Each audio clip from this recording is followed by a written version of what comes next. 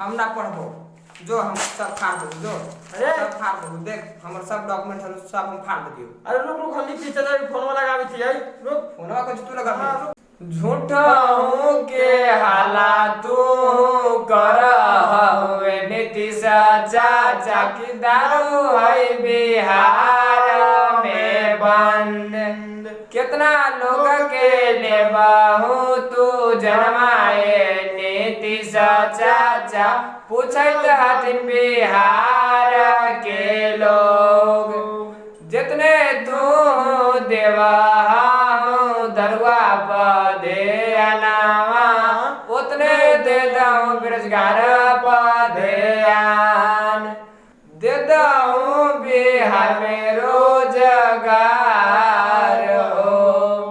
भैया रहे देशवा विदेशवा नीतीश चाचा भौजी रहे घरवा दुआर हो।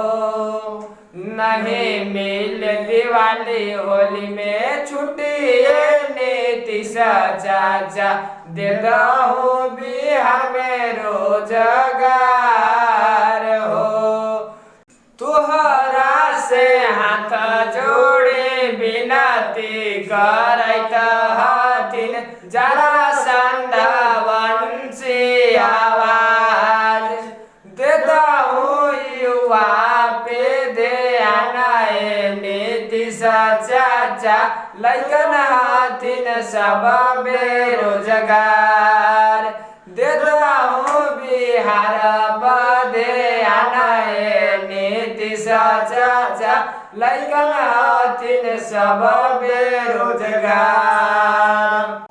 हम ना पढ़बो जो हम सब फाड़ दो जो अरे सब फाड़ दो देख हमर सब डॉक्यूमेंट है सब हम फाड़ दियो। अरे रुक रुक हम पीछे जा फोनवा लगावी थी आई रुक फोनवा कुछ तू लगा हाँ, रुक। चला ठीक है मिली थी अगला वीडियो में।